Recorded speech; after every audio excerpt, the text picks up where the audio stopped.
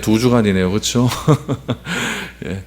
오늘 우리 억울한 일을 당할 때, 모함 당할 때, 우리 어떻게 우리가 이 일을 처리하고 바라봐야 되는지 한번 살펴보기를 원합니다. 우리가 하나님을 힘입어 산다고 하는 것은 어떤 어려움이 온다고 할지라도 어려움보다 더 큰 하나님의 능력을 믿는다라고 하는 그런 신앙 고백을 하는 것입니다. 우리 오늘 본문 말씀에 요셉이라고 하는 사람이 어떤 한 사건을 당하게 되는데, 이 사건을 통해서 유혹을 당할 때, 억울한 일을 당할 때 어떻게 헤쳐나갈 수 있는지를 살펴볼 수 있기를 바랍니다. 우리가 성경을 읽어가면서 꼭 기억해야 될 것은 무엇이냐면은, 성경의 사건이나 오늘날 우리에게 일어나는 사건이 다르지 않다라는 것을 기억해야 됩니다. 오늘 본문 말씀은 요셉이 유혹을 당하는 말씀인데, 이 유혹당함으로 끝나서는 안 된다는 거죠. 이 유혹당함이라고 하는 것은 하나의 대표적인 사건이고, 우리에게 유혹은 끊임없이 옵니다. 여러 가지 유혹들이 올 수가 있죠. 그 유혹의 대표성을 오늘 하나님께서는 요셉이 성적으로 유혹당하는 것을 대표적으로 보여주신 것이고, 그 외에 우리에게 당하는 유혹이 너무나도 많다는 이야기입니다. 그런 유혹과 어려움을 당할 때 우리가 어떻게 해야 되는지를 한번 살펴보았으면 좋겠습니다. 그래서 성경을 읽으면서 이 성경에 일어난 사건들, 오늘날 우리와 똑같은 일들이 동일하게 우리 주변에서 일어난다는 것을 꼭 기억하시기 바랍니다. 왜냐하면 방법이 바뀌고 환경이 바뀌었다고 할지라도 그 방법과 환경 속에 있는 사람은 안 바뀌었습니다. 사람이 죄인이라는 것들이 안 바뀌었고, 사람의 죄성은 변하지 않았기 때문에 이 4,000년, 5,000년, 6,000년 전에 일어났던 이런 일들이 오늘날에도 동일하게 일어날 수 있는 것이고, 동일하게 일어나게 있는 것이고, 나에게도 충분히 일어날 수 있는 사건이라는 것을 꼭 기억하십시오. 단순히 성적인 유혹이 아니라 여러 가지 유혹이 나에게 이러한 과정과 이러한 방법을 통해서 일어난다는 것을 기억해야 됩니다. 오늘 여러분들과 그런 이야기들을 한번 나누어 보려고 합니다. 그래서 나에게 여러 가지 유혹들이 찾아왔을 때 우리가 어떻게 그런 것들을 헤쳐나갈 수가 있고, 그 유혹의 특징이 무엇인지를 여러분들과 한번 살펴볼 수 있기를 바랍니다. 7절 말씀을 보시죠. 그 후에 그의 주인의 아내가 요셉에게 눈짓하다가 동침하기를 청했다라고 말합니다. 요셉이 노예로 잡혀와서 가정의 총무가 되었습니다. 그 가정 총무를 청지기라고 말씀을 드렸습니다. 가정의 총무가 되었어요. 요셉이 노예로 팔려왔을 때의 나이가 17세쯤 되었습니다. 우리 성경에도 보면 17세쯤 되었다라고 나오죠. 이 17세의 소년이 거대한 가정의 모든 것을 책임지는 총무가 되었다라는 것은 여러분 그냥 쉽게 보아서는 안 된다는 이야기입니다. 오늘 7절 말씀에 보니까 그 후에라는 말씀이 나오는데, 이 6절과 7절 사이에는 약 10년의 그 텀이 있습니다. 17세에 보디발의 집에 잡혀왔고 그 텀 사이 한 10년의 기간이 흘렀다는 것을 우리는 기억해야 됩니다. 그래서 요셉이 지금 이런 유혹을 당할 때의 나이, 지금 가정의 총무가 되어서 어느 정도 지금 활동을 할 때 나이가 지금 27세쯤 되었다라고 학자들은 이야기를 하고 있습니다. 이때에 어떠한 삶을 살았는가 우리가 다시 한번 생각해 보아야 되는 것이죠. 17세부터 27세 때까지 과연 그럼 요셉은 어떠한 삶을 살았을까요? 충실한 삶을 살았을 겁니다. 노예가 여러분 청지기가 된다는 것은 그렇게 쉬운 일이 아니거든요. 더군다나 주인의 눈에 들었다는 것은 쉽지 않은 선택이었을 겁니다. 그러나 요셉은 충실한 삶을 살았고 성실한 삶을 살았기 때문에 보디발이 요셉을 믿고 요셉과 관계가 맺혀져서 그에게 가정의 모든 것들을 맡겨주었습니다. 그럼 여러분 생각을 한번 해보죠. 가정의 총무가 되었습니다. 모든 것을 관할하는 그런 사람이 되었습니다. 그러면은 요셉의 그 이후의 삶은 어떠했을까요? 평안해야 하는 것이 정상이었을까요? 평안한 삶을 살았을까요? 고난의 삶을 살았을까요? 여러분, 견디기 힘든 유혹이 요셉에게 다가오고 있습니다. 보디발의 아내가 7절에 보니까 요셉에게 눈짓하여 동침하자라고 청합니다. 그럼 여러분, 눈짓을 하기 전에 뭘 먼저 했을까요? 먼저 요셉이 어떤 사람인지 알아보는 시간이 있었을 것입니다. 그러다가 요셉을 바라보는 보디발의 눈빛이 조금씩 변해져 갔겠죠? 이렇게 있다가 좀 흘리거나 이렇게 좀, 그렇죠? 좀 변해져 갔을 거예요. 그러다가 7절에 보니까 눈짓을 진하게 했다는 이야기입니다. 노골적으로 달려들기 시작했죠. 그럼 여러분, 내가 요셉의 신분이라고 생각을 해보죠. 청지기이고 가정의 총무가 되었다고 하지만은 어차피 종은 종입니다.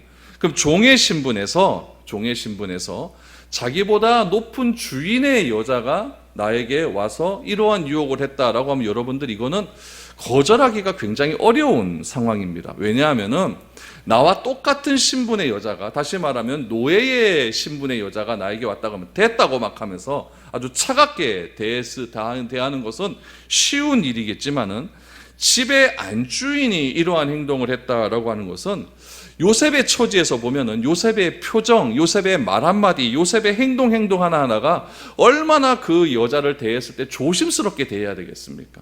굉장히 난처한 상황이 지금 처해져 있는 것입니다.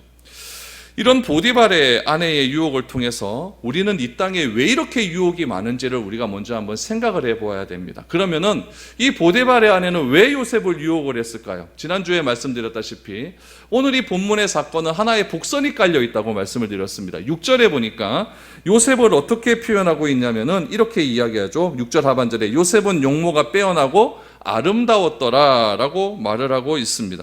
여러분, 이 말을 요즘 말로 표현하면 어떻게 표현할 수 있을까요? 잘생겼다, 이렇게 얘기하는, 잘생겼다. 요셉에 당한 유혹의 가장 근본적인 원인은 어디에 있느냐? 외모에 있습니다. 잘생긴 데에 있습니다. 여러분, 연예인들 한번 봤습니까? 잘생긴 연예인들 보면 진짜 잘생겼습니다. 제가 어떤 친구가 정우성 아세요? 정우성 보고 저에게 연락 왔는데, 연락이 오고 저에게 딱 한마디 했습니다. 목사님, 정우성 헉 하고 끊어버려요. 잘생겼어요. 그러니까 이거는 요셉도 지금 성경에서 외모의 출중함, 이런 것들은 굉장히 잘생겼다는 이야기죠. 요셉이 피부 시술 받았다는 얘기도 없고, 성령 받았다는 얘기도 없고, 요셉에게 있어서 이 잘생김은 태어나면서부터 그냥 부모로부터 물려받은 그런 잘생김이었습니다. 중요한 것은 무엇이냐? 외모의 출중함이 내가 태어나면서부터 받았던, 부모로부터 받았던 그런 장점이 무엇이 될 수가 있다? 어려움을 당하는 원인이 될 수 있다라는 것을 기억해야 됩니다. 우리는 태어나면서부터 다른 사람과 다른 신체적인 조건을 소유할 수가 있습니다. 어떤 사람은 태어나면서부터 목소리 좋게 태어난 사람이 있잖아요. 그렇죠? 좋게 태어난 사람이 있습니다. 어떤 사람은 태어나면서부터 다른 신체적인 조건을 가지고 태어나는 사람들이 있습니다. 어떤 사람은 또 언어적인 능력이 뛰어나서 얘는 조금만 가르쳐도 영어가 술술되는 애들이 있어요.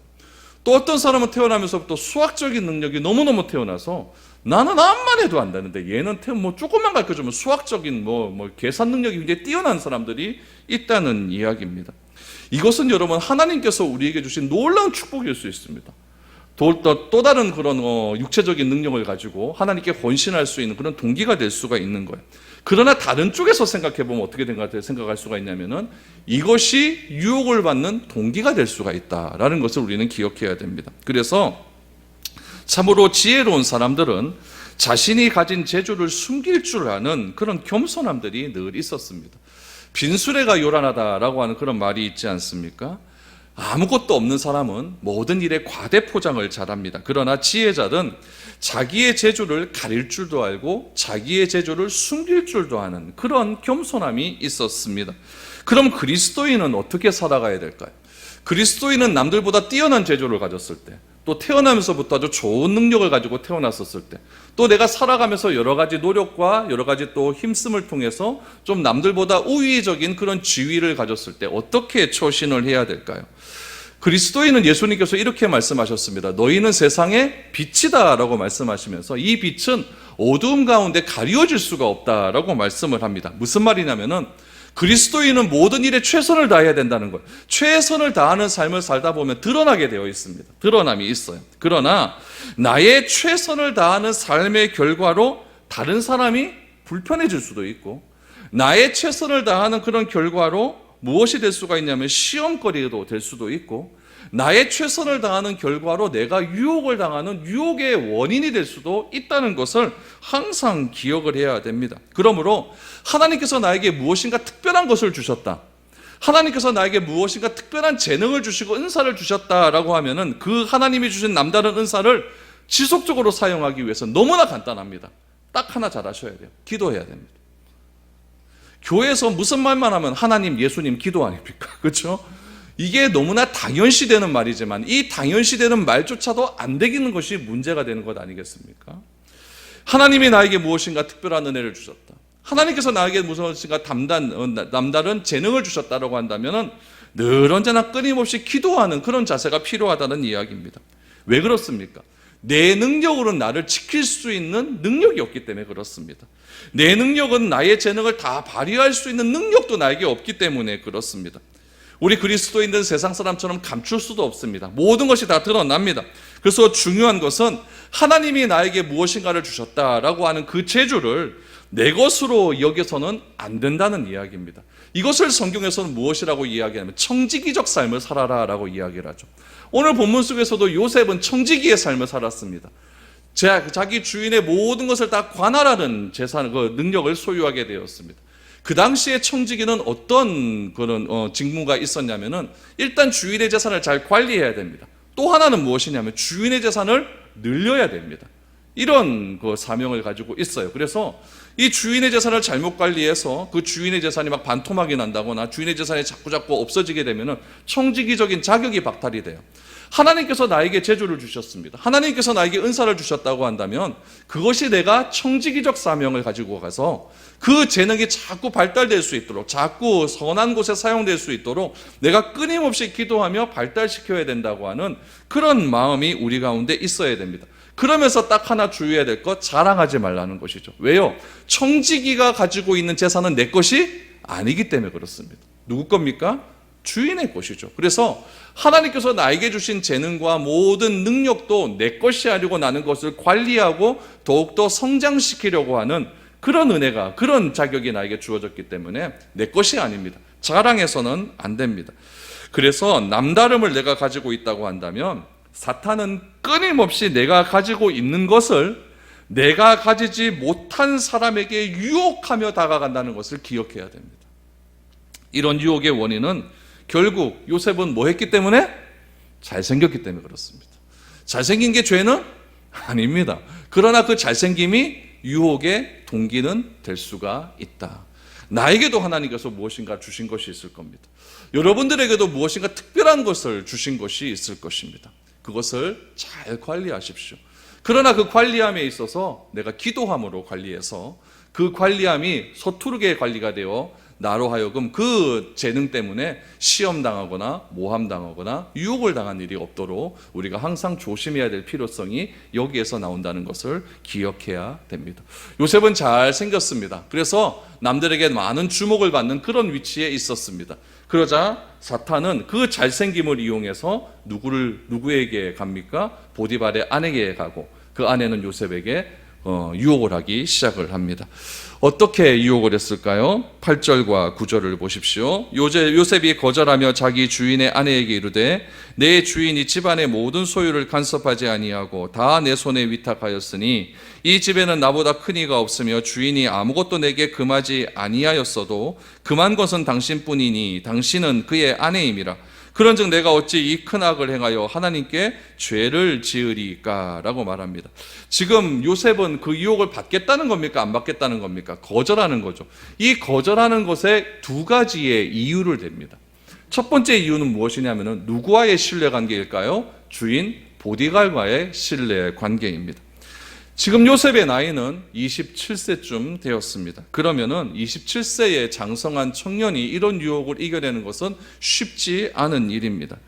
요셉의 대답은 무엇이냐? 내 주인이 나에게 모든 것을 맡겼다라고 이야기하면서 또 하나 덧붙인 것은 무엇이냐면은 금한 것은 당신뿐이다라고 이야기합니다. 그럼 여러분, 이 말을 조금 우리가 자세하게 좀 살펴볼 필요가 있습니다.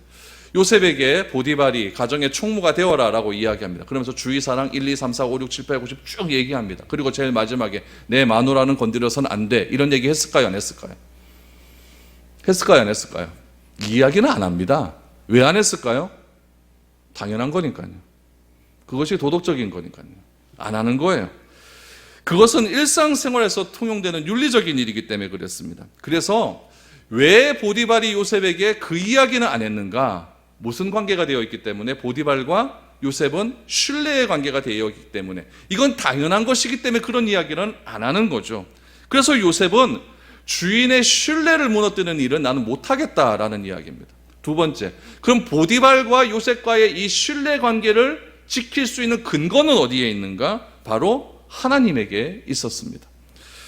요셉이 보디발의 집에서 10년 동안 지내오면서 살아온 삶의 기준은 무엇이냐면 바로 하나님 기준이었습니다. 하나님이 우리에게 주신 관계의 기준이 무너지게 되면 사회 속에 남는 것은 무엇밖에 없냐면 강자와 약자의 기준밖에 없습니다. 가진 자와 못 가진 자의 기준밖에 없습니다. 배운 자와 배우지 못한 자의 기준밖에 없습니다. 그래서 자기가 힘이 강한 사람의 기준만 살아남게 되는 거예요. 예를 들면 이런 거죠.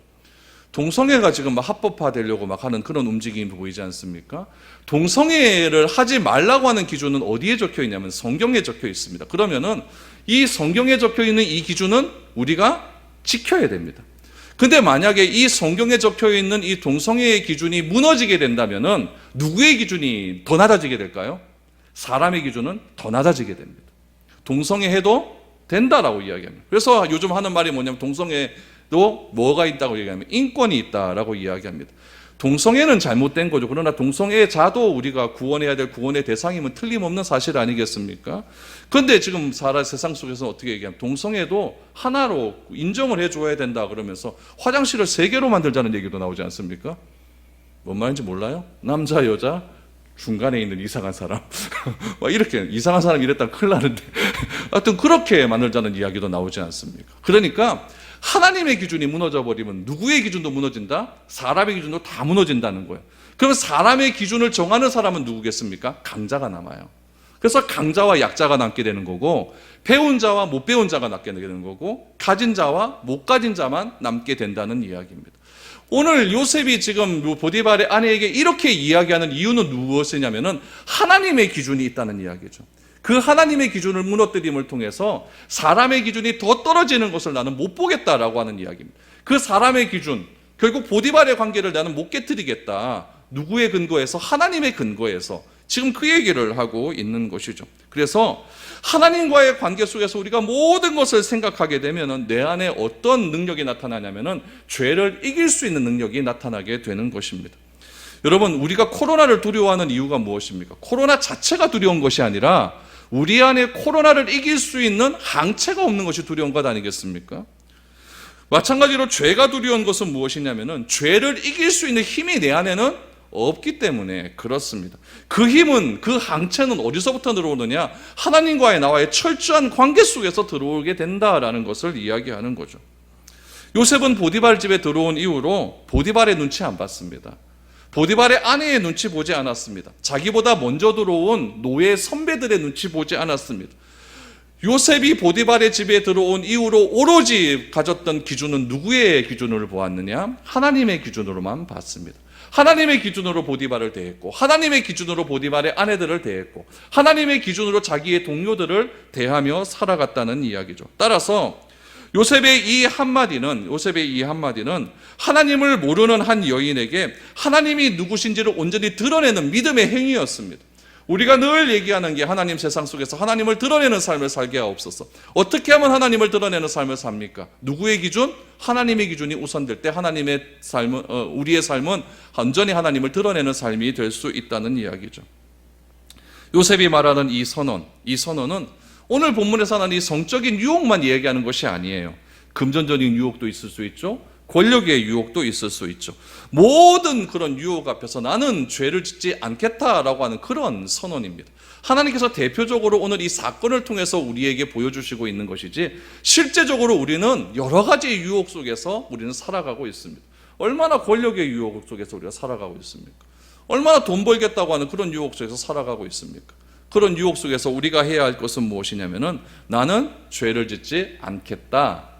요셉의 선언은 무엇이냐? 나는 죄를 짓지 않겠다라고 하는 선언입니다. 이 요셉이 죄를 대하는 태도는 이것이었습니다. 죄를 짓지 않겠다. 10절을 보십시오. 이 선언에서 이 보디발의 아내가 어떻게 들어오는지 보십시오. 여인이 날마다 요셉에게 청하였으나 요셉이 듣지 아니하여 동침하지 아니할 뿐더러 함께 있지도 아니하니라. 유혹은 한 번으로 끝나지 않습니다. 유혹은 항상 지속적으로 옵니다. 악은 끝까지 우리를 물고 늘어집니다. 그래서 무너지는 것은 악이 아니라 내가 무너지게 되어 있습니다. 항상 유혹의 본질은 거기에 있는 겁니다. 그 유혹이라고 하는 악이 결국 나를 무너뜨리게 만든다는 이야기죠. 베드로를 보십시오. 베드로가 가이사라 빌립보에서 주는 그리스도시며 하나님의 아들입니다 라고 이야기를 했습니다. 그러자 예수님께서 굉장히 칭찬을 해주셨죠. 그러면서 예수님이 하시는 말씀은 무엇이냐면 십자가의 고난과 부활에 관한 이야기를 해주셨습니다. 그때 베드로는 무엇이라고 말하냐면 그러지 마옵소서라고 이야기를 합니다. 그때 예수님이 하신 말씀 기억하십니까? 사탄아 물러가라. 예수님께서 재판받는 그 현장 속에도 베드로는 있었습니다. 그때 작은 소녀 하나가 예수님과 베드로가 함께 있는 것을 보았다라고 말하는 순간 베드로는 이렇게 이야기합니다. 예수님을 향하여 저주하고 또한 부인하기 시작을 합니다. 저는 베드로의 말 속에서 저주했다는 말, 이거 대단한 것 같아요. 저주했다. 어떻게 예수님을 저주까지 할 수 있을까? 그랬던 베드로가 성령의 충만한 능력을 받습니다. 충만한 능력을 받아요. 그 능력을 받고 이런 모든 유혹에서 이겨낼 수 있는 힘이 어디서부터 오는가를 베드로전서 5장 8절 9절에서 소개를 합니다.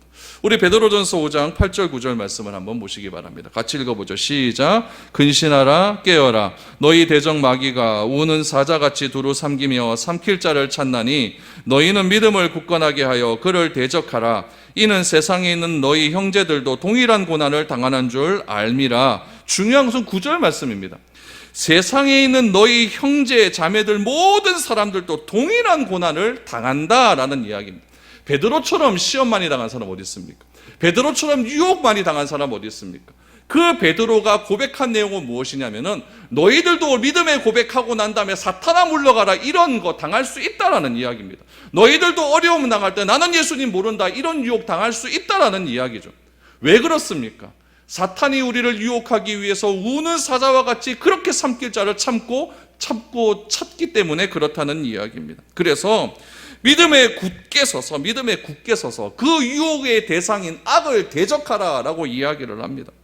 대적하라라고 하는 뜻은 상종도 하지 말라는 이야기예요. 말도 섞지 말라는 이야기예요. 내쫓으라라고 하는 이야기입니다. 마귀는 우는 사자와 같이 두루 다니면서 지금 삼킬 만한 자를 찾습니다. 그 마귀가 베드로를 어디까지 쫓아가냐면은 겟세마네 동산까지 쫓아갑니다. 성령의 역사가 나타나는 곳곳마다 사탄은 우리를 유혹하기 위해서 그렇게 쫓아다닌다는 이야기죠. 어떻게 이길 수 있습니까? 모든 형제자매들이 베드로의 말처럼 이렇게 고난을 당한다라고 하면은 우리 안 보이는 존재를 이 보이는 존재가 어떻게 이길 수가 있습니까? 악이 우리 눈에 보인다고 한다면 안 만나면 그만이죠. 안 보입니다. 사탄이라는 존재는 안 보입니다. 어떻게 이길 수가 있습니까? 이 이기는 방법을 사도 요한은 우리에게 이렇게 설명을 합니다. 요한일서 5장 4절 말씀입니다. 우리 같이 한번 읽어보죠. 시작. 무릇 하나님께로부터 난 자마다 세상을 이기느니라. 세상을 이기는 승리는 이것이니 우리의 믿음이니라. 아멘. 4절에 무릇 하나님께로부터 난 자마다 그랬습니다. 하나님께로부터 났다라고 하는 이 표현을 요한이 굉장히 많이 사용하는 표현입니다. 니고데모에게 뭐라고 이야기합니까? 거듭나지 아니하면 하나님께로부터 났다라고 하는 거듭난 자라. 거듭나지 아니하면 말씀으로 새롭게 되지 아니하면은 세상을 이길 수가 없다라는 이야기죠. 말씀으로 이기는 자마다 말씀으로 하나님께서 난 자마다 세상을 이기느니라. 세상을 이기는 승리는 이것이니 우리의 믿음이라. 아멘. 이거밖에 없다는 이야기죠. 그래야만 우리가 죄에 대한 명령력이 생길 수 있다라는 이야기입니다. 우리는 죄가 무서운 것이 아니라 내 안에 죄를 이길 수 있는 힘이 없다는 게 무서운 겁니다. 우리가 예배드리는 이유가 여기에 있습니다. 매일 넘어집니다. 어쩌면 다시 새로운 힘을 얻어서 세상 가운데 나가겠다는 결단이 오늘 이 예배 가운데 있을 수도 있습니다. 왜 매일 예배드려야 됩니까? 왜 이 어려운 시기에 새벽마다 와서 예배를 드리고 또 중간에 수요일날 예배 드리고 어떤 교회는 금요일도 예배 드리고 또 주일날 일에 나와서 또 오전 예배만 드리면 됐지 왜 이 시국에 오후 예배까지 드려야 됩니까? 왜 한 주간에 한 번의 예배로는 안 됩니까? 날마다 새로워질 수가 없기 때문에 그렇다는 이야기죠. 우리에게 무슨 힘과 능력이 있습니까? 내 안에 힘과 능력이 있다면 예배 드릴 필요가 뭐가 있겠습니까? 그러나 내 안에 그런 힘이 없기에 하나님의 말씀을 받지 않으면 우리는 날마다 넘어질 수밖에 없다는 이야기죠. 세상을 이기는 승리하는 믿음, 아버지에 대한 믿음, 말씀에 대한 믿음, 하나님의 능력에 대한 믿음, 그 믿음이 있어야 세상을 이길 수 있다라고 성경은 말하고 있습니다. 보디바의 아내는 그런 식으로 계속해서 요셉을 유혹하고 있는 겁니다. 요셉을 유혹하고 있어요. 요셉이 나는 그렇게 못하겠다. 보디발의 아내는 그러면 어떻게 했을까요? 이번에는 좀 더 치밀하게 들어옵니다. 11절 12절입니다. 그러할 때에 요셉이 그의 일을 하러 그 집에 들어갔더니 그 집 사람들은 하나도 거기에 없었더라. 그 여인이 그의 옷을 잡고 이르되 나와 동침하자. 그러나 요셉이 자기 옷을 그 여인의 손에 버려두고 밖으로 나갔다라고 말합니다. 지금 보디발의 아내가 약이 오를 때도 올랐습니다. 존심도 얼마나 상했을까요? 이 노예 주제에. 그 당시에 그 법은요, 주인의 여자가 노예에게 자자 그러면 자야 돼요. 안 그러면 죽여버리면 그만입니다. 그런데 이 보디발의 아내는 요셉을 죽일 수도 없습니다. 그런 상황 속에서 요셉이 하는 일을 보십시오. 11절에 보니까 그러할 때에, 언제입니까? 계속 유혹할 때에 요셉은 하나님의 기준에 맞춰서 자기의 청지기로서의 사명에 충실합니다. 여러분들이 그런 유혹받으면 그곳에 가고 싶겠습니까? 나 싫어 죽겠는데 자꾸 자자 그래. 가고 싶겠습니까? 나 싫어 죽겠는데, 나는 그렇게 돈 벌기 싫은데 자꾸 그렇게 돈 벌자고 해. 그렇게 하고 싶겠습니까? 그런데 요셉은 그의 일을 하러 그 집으로 다시 들어갑니다. 하나님의 기준에 맞는 사람은 이런 일을 한다는 것.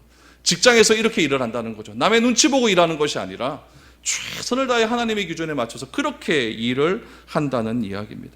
그런데 오늘 본문 말씀에 참 보면 재미있는 표현이 하나 나옵니다. 보디발의 아내의 이름은 무엇이었을까요? 이름 나옵니까? 안 나와요. 왜 안 적혀 있을까요? 별로 중요하지 않기 때문에 그렇습니다. 중요한 것은 여인은 지금 성적으로 유혹을 하고 있지만 우리에게 다른 유혹으로 다가오는 것이 너무나 많다는 이야기입니다. 이 유혹은 그냥 하나, 우리 당하는 많은 유혹 중에 한 가지이지 이 유혹이 절대적인 것은 아니라는 이야기죠. 예를 들어 보여준다는 이야기입니다. 그러므로 이 여인이 유혹하는 방법은 별로 중요한 것이 아닙니다. 뭐가 중요하느냐? 이런 원리에 의해서 다양한 방법의 유혹이 우리에게 온다라는 이 뒷배경을 우리가 알아야 된다는 이야기입니다. 중요한 것은 믿는 자들에게는 끊임없이 이런 유혹이 은밀하게 옵니다. 맨 처음에는 보디발의 아내가 눈짓하지 않습니까? 이건 은밀하게 부리는 거겠죠. 은밀하게 오다가 그 다음 어떻게 올까요? 공개적으로 담대하게 옵니다. 보디발의 아내도 공개적으로 나와 함께 동침하자라고 말하지 않습니까? 그러다가 어떻게 오느냐? 결정적인 순간에는 완벽한 세팅을 해놓고 옵니다. 어떤 세팅입니까? 그 집에는 사람이 하나도 없더라. 여러분, 그 넓은 집에, 그 주인집에 사람이 한 번도 없을 수가 없습니다. 이건 뭐예요? 다 나가라 했던 이야기죠. 세팅을 해놓는 거예요. 이 여인은 알고 있었어요. 그럼에도 불구하고 요셉은 자기 일에 충실했기 때문에 집에 일하러 올 거라는 것을 알고 있는 거죠. 그래서 11절에 그렇게 요셉이 그의 일을 하러 그 집에 들어갔더니 그 집에는 그 집 사람들은 하나도 거기에 없더라. 이 여인이 이제 완벽한 세팅을 해놓고 오는 겁니다. 우리의 유혹은 어떻게 온다고요? 첫 번째, 은밀하게 옵니다. 두 번째는 공개적으로 담대하게 옵니다. 세 번째는 세팅해놓고 오는 겁니다. 이럴 때 우리는 어떻게 해야 되는가? 보디발의 아내는 집안의 사람들을 다 내어보내고 요셉을 불러 요셉의 옷을 벗겼습니다. 그러자 요셉의 머릿속에 악몽처럼 떠오르는 사건 하나가 떠오릅니다. 요셉은 옷에 대한 상처가 있는 사람입니다. 브엘세바에서 도단까지 형들 찾으러 갔다가 요셉이 당한 고난이 무엇으로부터 시작됩니까? 옷으로부터 시작됩니다. 형들이 옷을 벗기고 요셉을 어디다 넣냐면 구덩이 아래에 넣습니다. 요셉은 옷 벗기는, 강제적으로 옷 벗기는 사건이 일어나게 되면 항상 트라우마가 생각이 납니다. 어디에 빠지는 트라우마? 구덩이에 빠지는 트라우마가 생각납니다. 구덩이를 뭐라고 했죠? 세상과 단절된 것. 오로지 보이는 곳은 구덩이에 위에 달린 그 하늘 조그만 거, 그것만 오게 된다는 거죠. 여러분, 이 트라우마 벗기는 굉장히 쉽지가 않습니다. 저는 어릴 적에 교통사고를 좀 크게 당했거든요. 왼쪽 다리가 다 부서졌어요. 다리를 절단해야 된다 그랬습니다. 경희대 병원에서 한 7개월 정도를 있었는데 그때 제가 6살, 5살 이때니까 별로 의술이 발달되지가 않았어요. 요즘에는 바늘이 그냥 튜브처럼 되는데 그때는 바늘이 이따만했거든요. 그게 그냥 여기 들어가야 되는. 그러면 조금만 움직이면 이 심줄이, 핏줄이 터져갖고 온 여기에 막 피멍이 들어요. 그러니까 그때 어린 아이들은 잘 그게 고정이 잘 안 되니까 나무 막대기에다 이렇게 해놓고 이걸 둘둘 말아버립니다. 그럼 여기가 막 저려오는 거죠. 그거를 몇 달을 그렇게 있어야 되는 거죠. 그러면은 제가 이제 그 닌겔 맞기가 싫은 거예요. 그래서 간호사 선생님한테 이야기를 했죠. 이게 닌겔 좀 안 맞을 수 있는 방법이 없냐. 그럼 주사를 맞으래요. 닌겔 맞는 주사만큼 맞으래요. 하루에 3번씩 한 방 맞을 때보다 20방씩 맞았습니다. 일주일, 하루면 60방을 맞아야 되는 거예요. 엉덩이에. 이 이쁜 엉덩이에. 그럼 엉덩이가 다 터져갖고 딱정이가 생겨요. 굉장히 아픕니다. 그래서 결국에는 엉덩이에 막 멍이 드는 거죠. 저는 뾰족한 게 싫어요. 그때 생각이 나서. 뾰족한 것만 너무 막 진절머리가 납니다. 그래서 요즘도 보면 엄마가 막 이게 해가지고 막 은친다 그러면 막 이래가지고 막 따잖아요. 바늘만 보면 막 진절머리가 나요. 그때 그 생각이 나는 거죠. 요셉도 그런 거예요. 요셉도 자신의 옷을 보디발 아내가 벗기자 순간적으로 습치가는 트라우마가 있는 거예요. 나는 옷을 벗기게 되면 구덩이에 빠진다. 세상은 여러분 우리의 옷을 벗기는 곳입니다. 우리가 아무리 좋은 옷으로 많이 입고 있다 할지라도 옷을 벗기는 거예요. 우리의 허물의 옷을 자꾸 들춰냅니다. 청문해 보십시오. 수십 년 전에 있었던 나는 기억도 안 나는 사건을 다 끄집어냅니다. 다 끄집어내요. 세상에 낱낱이 드러냅니다. 세상은 우리가 감추고 싶은 옷을 자꾸 벗기는 곳이지만 하나님은 그 벗겨진 옷을 의의 옷으로 감싸주시는 분입니다. 우리의 허물과 잘못을 의의 옷으로 덮어주시어서 우리가 더 이상 그런 트라우마에 시달리지 않고 우리가 더 이상 상처에 시달리지 않도록 의의 옷을 입혀주십니다. 나중에 요한계시록에 보면은 예수님의 혼인잔치에 들어가기 위해서 우리는 새로운 흰옷을 입어야 된다라고 말씀을 하십니다. 훗날 요셉은 바로에 의해서 총리라고 하는 새로운 옷을 입혀줌을 통해서 요셉이 그동안 당했던 옷벗김에 대한 상처를 회복시켜 주십니다. 여러분, 하나님께서 우리에게 이런 은혜가 넘쳐날 수 있기를 축복합니다. 여러분들은 세상에서 어떤 상처들이 있습니까? 내만 숨기고 싶은 그런 과거의 아픔들이 있는데 그것을 자꾸 벗기려고 하는 그런 세상의 어려움 속에서 하나님은 그것까지 십자가의 보혈로서 깨끗하게 덮어주시는 그런 분이십니다. 요셉은 보디발의 아내가 옷을 벗기려 하자 옷을 버려두고 나갑니다. 여기서 중요한 것은 보디발의 아내의 말입니다. 요셉은 무엇이라고 얘기했다 그랬죠? 하나님 앞에서 죄를 짓지 않겠다라고 이야기합니다. 그런데 보디발의 아내는 무엇이라고 이야기하느냐? 세팅을 해놨다 그랬죠? 이건 무엇이냐면은 죄는 들키지 않으면 된다. 이게 차이점입니다. 11절에 그 집에 사람은 아무도 없었다고 하는 부분에서 우리가 죄를 어떻게 대해야 되는지는 압니다. 요셉은 죄를 짓지 않겠다. 보디발의 아내는 죄는 들키지만 않으면 안 된다. 이런 시각적 차이가, 죄를 바라보는 시각적 차이가 있었다는 것을 기억하십시오. 요셉이 옷을 벗겨준 채로 나가버립니다. 그러자 이 여자가 어떻게 되느냐? 미쳐버리기 시작을 합니다. 13절에서 15절을 보십시오.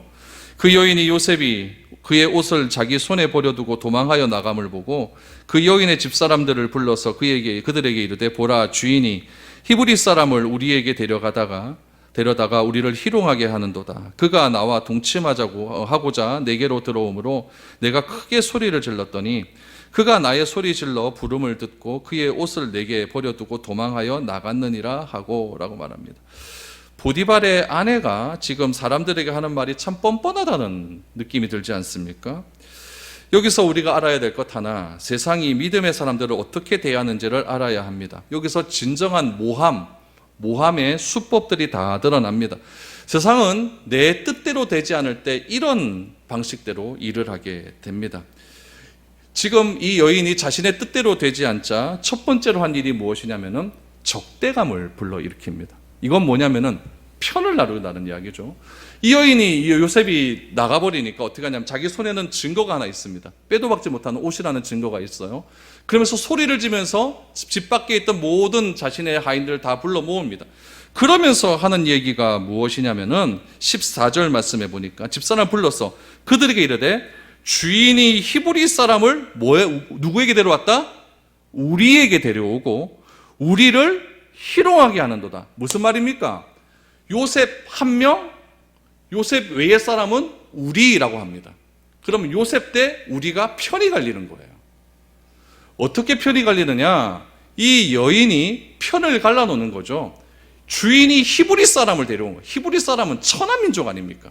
이 천한민족을 우리에게 데려와서 지금 우리를 무시한다, 이런 식으로 갈라놓는 거죠. 그러면서 하는 말이 무엇입니까? 이 히브리 사람이 우리를 너무너무 무시해서 이 히브리 사람으로 하여금 우리를 지배하게 한다. 다시 말하면 이 요셉은 히브리 사람이었고 요셉보다 먼저 온 사람들이 정말 많이 있었을 건데 요셉이 먼저 총무가 돼버리니까 요셉을 시샘하는 사람들이 많이 있거든요. 그런 사람에게다 기름을 부어 던져버리는 거죠. 세상이 우리를 모함하기 위해서 하는 첫 번째 단계는 무엇이냐면 적대감을 만들어버립니다. 패를 나누게 하는 거예요. 패를 나누. 그래서 여러분 패 나눈 사람 조심해야 됩니다. 교회에서도 꼭 패를 나누는 사람이 있어요. 뭐 이런니 저런니 하고. 절대 교회에서는 이런 패가 나뉘어지면 안 됩니다. 교회는 뭐라고 했어요? 한 공동체예요. 무엇으로 하나 된 한 공동체냐면은 예수를 그리스도로 믿고 하나님을 아버지로 고백하는 믿음의 한 공동체이기 때문에 절대 나누어지면 안 됩니다. 적대감이 교회에 있는 순간 교회는 무너지고 맙니다. 교회가 왜 무너집니까? 나뉘어지기 때문에 무너지는 거예요. 그럼 세상은 우리로 하여금 적대감을 불러일으켜서 자꾸 나뉘려고 합니다. 두 번째는 날조입니다. 날조. 날조라는 뜻은 뭐냐면 없는 사실을 있는 사실처럼 만드는 게 날조예요. 어떤 사실입니까? 요셉이 자기에게 들어와서 자신이 소리를 지르자 옷을 버려두고 나갔다라는 거죠. 이건 날조죠. 그렇죠? 자기가 벗겨놓고 요셉이 벗겼다라고 이렇게 날조를 합니다. 사실과 정반대의 이야기를 하는 거죠. 패가 나뉘었어요. 거기에 거짓 뉴스가 들어가니까 더 우리라고 하는 그 집단이 더 난리가 나는 거죠. 세 번째는 무엇입니까? 16절에서 18절을 보십시오.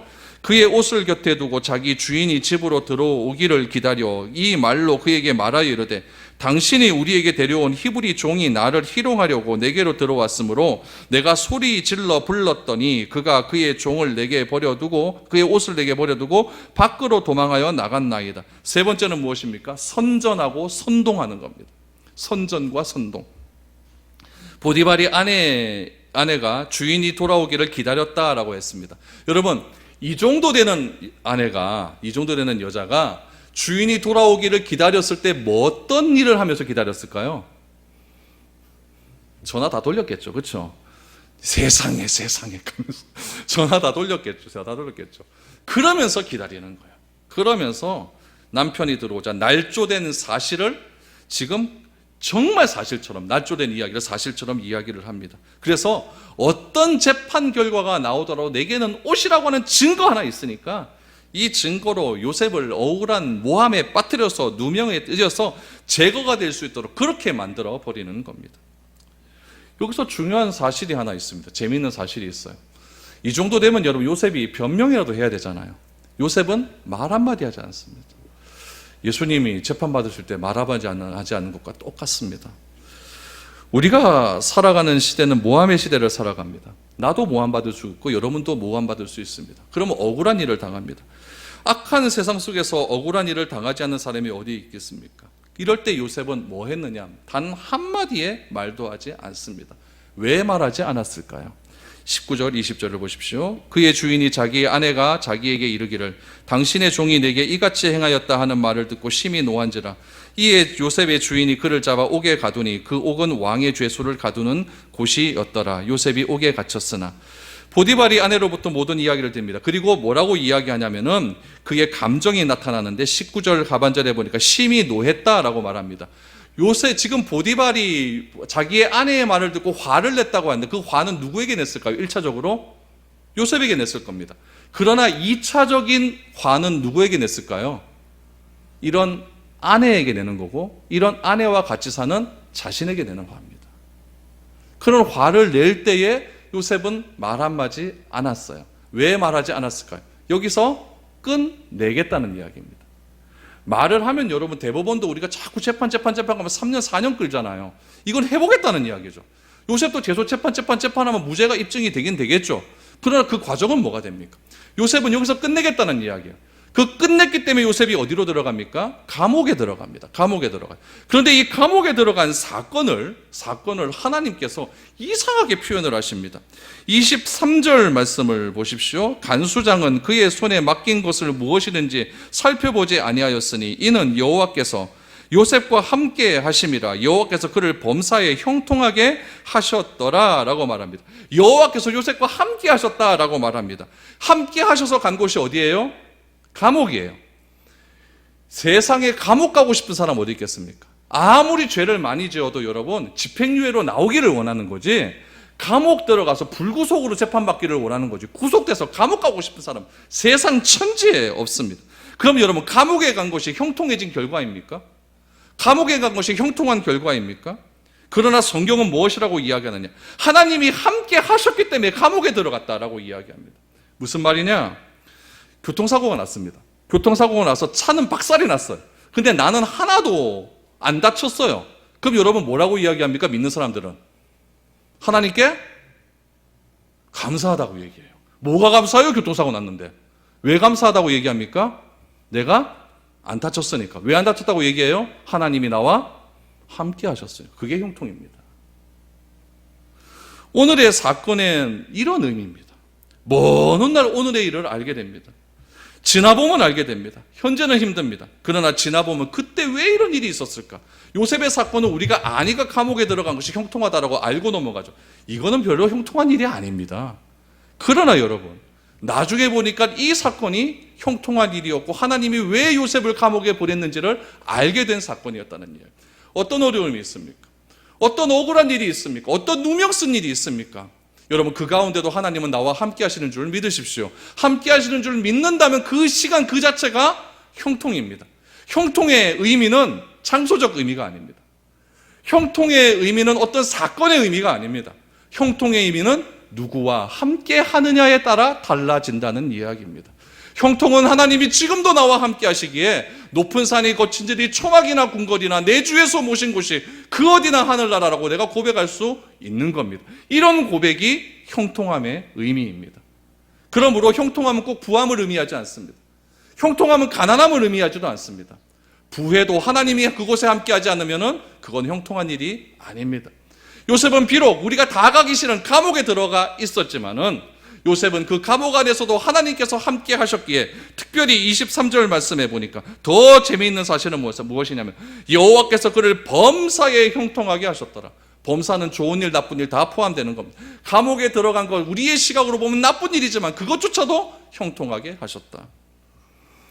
하나님이 함께 하시는 곳이 어디서나 형통한 것이라는 것을 믿으시기를 바랍니다. 그래서 우리가 오늘 드리는 예배 이 자리도 형통하게 하시고 여러분이 사는 직장 생활 속에서 형통하게 하시고 가정생활 속에서도 형통하게 하여 주시어서 모든 어려움을 하나님이 함께 하심을 믿고 이겨낼 수 있는 그런 우리의 삶이 될 수 있기를 축복합니다. 이런 은혜가 오늘 본문에서 우리에게 주시는 메시지라는 것을 기억하시고 어떤 유혹이 우리에게 다가온다 할지라도 잘 이겨내어서 하나님의 형통함을 경험할 수 있는 저와 여러분들이 될 수 있기를 축복드립니다.